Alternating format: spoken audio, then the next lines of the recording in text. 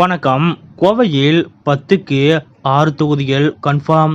முதலமைச்சர் மு.க.ஸ்டாலினிடம் லிஸ்ட் கொடுத்த செந்தில் பாலாஜி. மிகுந்த உற்சாகமான முதலமைச்சர் ஸ்டாலின். அப்படி கோவையில் உள்ள 10 தொகுதியில் எந்த 6 தொகுதியில் வெற்றி கன்ஃபார்ம் என செந்தில் பாலாஜி அவர்கள் முதலமைச்சர் மு.க.ஸ்டாலின் அவர்களிடம் லிஸ்ட் கொடுத்துள்ளார் என்பது பற்றிய மொழிகருத்தோட இப்ப நம்ம பார்க்கலாம். தமிழ்நாடு சட்டமன்ற தேர்தலுக்கான வாக்குப்பதிவு கடந்த ஏப்ரல் 23ஆம் தேதி நடைபெற்றது.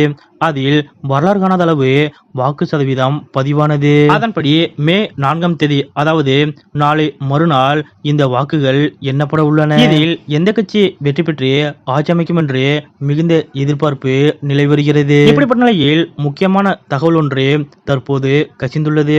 அதாவது சட்டமன்ற தேர்தலில் கோவை தேர்தல் களம் அதிக எதிர்பார்ப்பை ஏற்படுத்தியுள்ளது. கோவையில் திமுக முன்னாள் அமைச்சர் செந்தில் பாலாஜி, அதிமுக முன்னாள் அமைச்சர் வேலுமணி ஆகியோரிடையே அதிகார போட்டி உச்சத்தில் உள்ளது. அதாவது கடந்த சட்டமன்ற தேர்தல்களில் கோவை தேர்தல் களம் திமுகவிற்கு தோல்வியை தான் கொடுத்துள்ளது.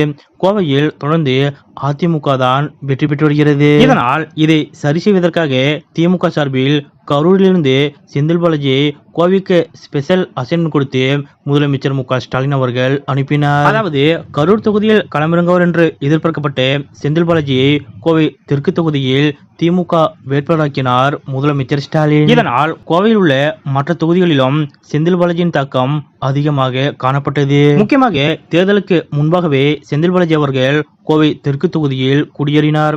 கோவையில் உள்ள 10 தொகுதிகளையும் வெற்றி பெற வைப்பதற்காக தீவிரமாக பணியாற்றினார். இந்நிலையில் வாக்கு எண்ணிக்கைக்கு இன்னும் 2 நாட்களே உள்ள நிலையில் நேற்றைய தினம் திமுக தலைவரும் முதலமைச்சருமான மு.க.ஸ்டாலின் அவர்களை செந்தில் பாலாஜி அவர்கள் நேரில் சந்தித்து பேசினார். அப்போது கோவை மாவட்ட நிலவரம் குறித்து செந்தில் பாலாஜியிடம் முதலமைச்சர் மு.க.ஸ்டாலின் அவர்கள் கேட்டறிந்தார். அப்போது கோவையில் உள்ள 10 தொகுதிகளில் 6 தொகுதிகளில் கண்டிப்பாக திமுக வெற்றி பெறும் என்று செந்தில் பாலாஜி அவர்கள் முதலமைச்சர் மு.க.ஸ்டாலின் அவர்களிடம் உறுதிபட தெரிவித்ததாக கூறப்படுகிறது. முக்கியமாக கோவை தெற்கு, கோவை வடக்கு, வால்பாறை, கிணத்துக்கடவு, பொள்ளாச்சி, சூலூர் ஆகிய தொகுதிகள் நமக்கு சாதகமாக உள்ளன என்று முதலமைச்சரிடம் செந்தில் பாலாஜி அவர்கள் தெரிவித்திருக்கிறார். மேலும் மேட்டுப்பாளையம், சிங்காநல்லூர் தொகுதிகளில் கடுமையான போட்டி நிலவுவதாகவும், தொண்டாமுத்தூர் மற்றும் கவுண்டமலையம் தொகுதிகள் மட்டுமே அதிமுகவிற்கு சாதகமாக உள்ளதாகவும் செந்தில் பாலாஜி அவர்கள் முதலமைச்சர் மு.க.ஸ்டாலினிடம் லிஸ்ட் கொடுத்ததாக கூறப்படுகிறது. இதனை கேட்டு முதலமைச்சர் மு.க.ஸ்டாலின் அவர்கள் மிகுந்த உற்சாகமடைந்து விட்டதாக கூறப்படுகிறது. அதாவது அதிமுக பாஜக கூட்டணி கொங்கு மண்டலத்தில் மிகவும் வலிமையாக உள்ளது. அதேபோல் விஜயின் தாவேகாவின் தாக்கமும் அங்கு அதிகமாக உள்ளது.